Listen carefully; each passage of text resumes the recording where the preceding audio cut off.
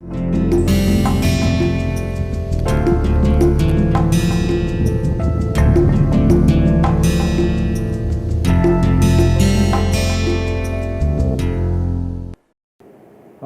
and welcome to the third and last case study of our course, Folk and Minor Art in India. So this case study we'll be talking about the folk art form of which belongs to Mithila region in North Bihar, Mithila paintings, which is more popularly known as Madhubani paintings. So at the start I'll just discuss some history of the tradition. The origin of this art form, some historians say, can be traced back to the time of Ramayana, when King Janak of Nepal ordered his kingdom to be decorated during the time of the wedding of his daughter Sita to Lord Ram. The ancient tradition of elaborate wall paintings or bhitti chitra in Nepal and Bihar played a major role in the emergence of this art form. Interestingly, this tradition of Madhubani paintings has historically been a feminine preserve, and they were originally done on mud walls coated with cow dung or earth. Now this folk art form, it was traditionally created by the women of Brahmin, Kayast and Dusad communities. Madhubani, which literally means forest of honey. Madhu means honey and Ban is forest or woods. It's a region in Mithila area of Nepal and the northern part of Bihar. A region that has a distinct regional and cultural identity as well as language that spans nearly 2500 years. So the original inspiration for Madhubani art, it emerged from village women's craving for religiousness and an intense desire to be one with God, with the belief that painting something divine and that would achieve that desire. Women of the region, they began to paint pictures of gods and goddesses with a divine interpretation that communicates to all of us, and that too since centuries. So this art form is a form of wall art that was practiced widely throughout the region. The more recent developments of painting on paper or canvas or cloth, it originated among the villages around Madhubani, and it is these latter developments that are correctly referred to as Madhubani art. Traditionally, this painting was done on freshly painted mud walls and floors of huts, as mentioned before, but now they are also done on cloth, handmade paper, canvas, boards, and still on walls of the region. Now, Madhubani painting has remained confined to the compact geographical area, and the skills have passed on through centuries from mothers to their daughters. Interestingly, the content and the style has largely remained the same. Now this folk art form, it uses two-dimensional imagery, and the colors used as a similar with other folk arts form is derived from plants and vegetables. For instance, ochre and lamp black are used for reddish brown and black. So these paintings, they mostly depict the men and their association with nature and the scenes and stories and deities from ancient epics. also seen are natural objects like the sun, the moon, trees, religious plants like tulsi or kadam. These are also widely painted along with scenes from the royal courts and social events like weddings and other festivals, celebrations. Generally, on a canvas, no space is left empty. The gaps are filled by depictions of flowers, animals, birds, and even geometrical designs. Traditionally, painting was one of the skills that was passed down from generation to generation in all the families of Mithila region, mainly by women, as mentioned before. And it is still practiced and kept alive by the efforts of a number of institutions and organizations and associations that are working in the region spread across Mithila. One interesting design to be mentioned here is the Kobar Ghar or the nuptial chamber. It was the room in which the paintings were traditionally done. Originally, the art form, it showed an assembly of symbolic images like that of a lotus plant or a bamboo grove, fishes, birds and snakes in union, and other elements from pond life which were peculiar to the place. Now these images, they represent fertility and proliferation of life. So there used to be a tradition that the newly married bride and bridegroom would spend 3 nights in the Kobar Ghar without cohabiting, and on the 4th night they would consummate the marriage surrounded and blessed by the auspicious colorful paintings.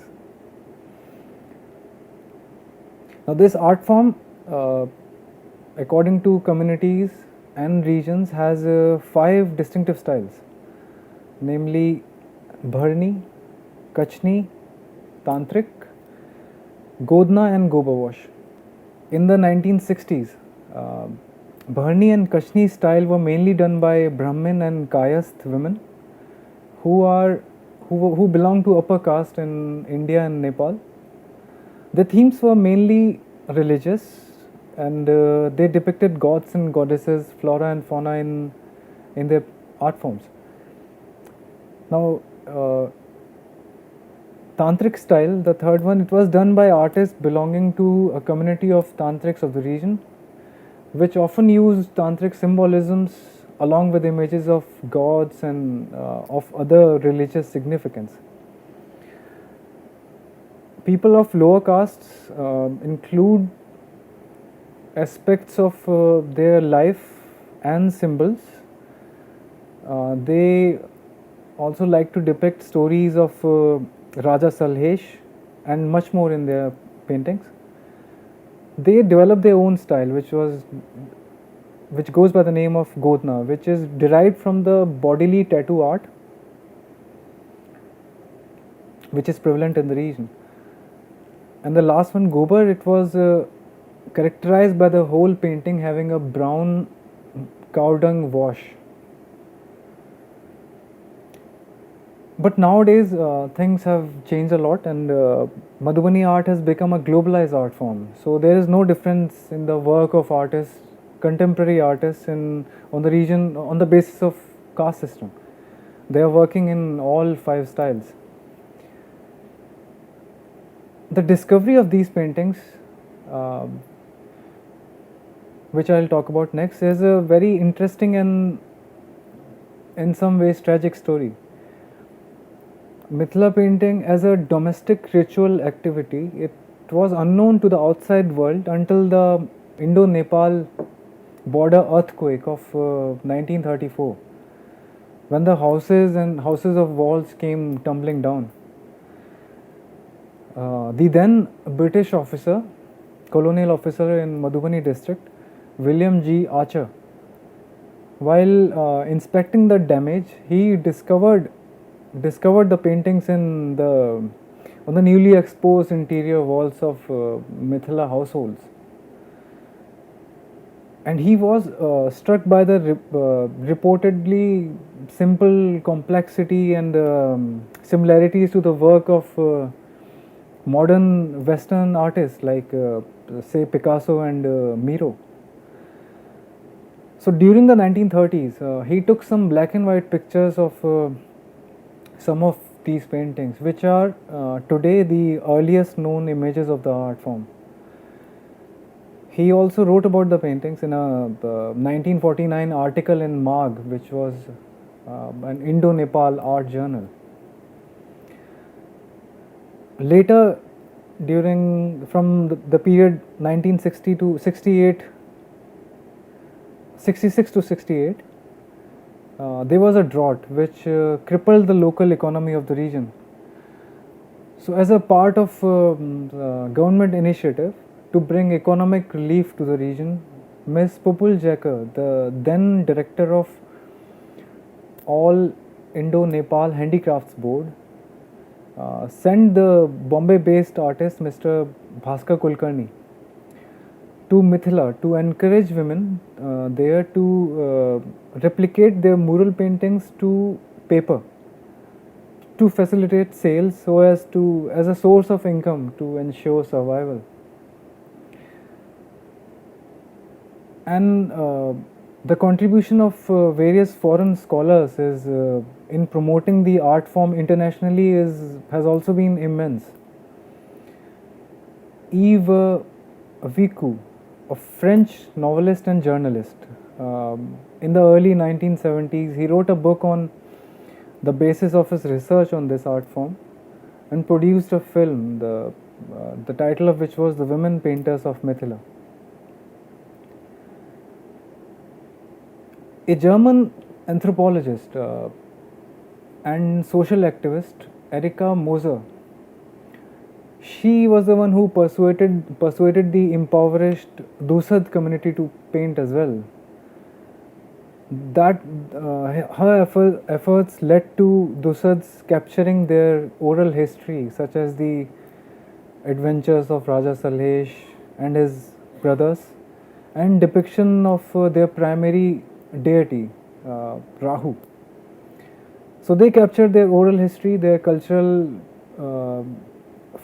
folk tales particular to that community, and they captured it and typified it by bold compositions and figures which were based on traditional tattoo patterns called Godna, as mentioned before. This added another distinctive new style to the region's already flourishing art scene. So after that, with financial support from Moser and Raymond Lee Owens, another important figure who was a Fulbright scholar then. So they chose a piece of land in Jitwarpur, and they, along with ERIKA Moser, Dr. Gauri Mishra, they spearheaded the setting up of Master Craftsmen Association of Mithila in 1977. So this association was very active during the lifetime of Raymond Owens.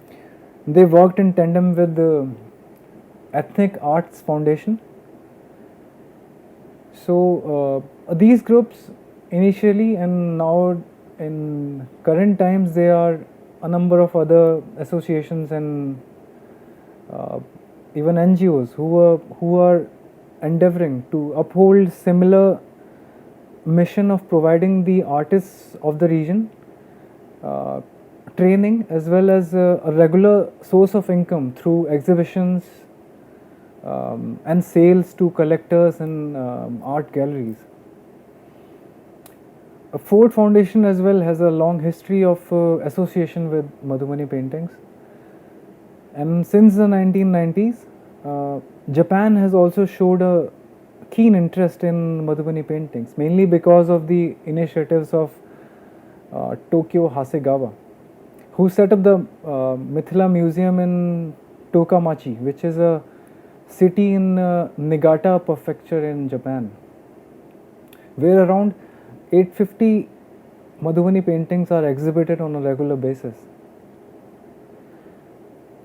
So this concludes our case studies for the course Folk and Minor Art in India. Needless to say, each of the folk art tradition covered in these video lectures is too diverse and too deep to go into and cover properly in 15 minutes presentations. If you, the students, need to know and learn more about these traditions, I should mention that as rural lifestyle has undergone and is undergoing massive changes, contemporary folk art scenario is very different than what it was originally was when these folk arts forms were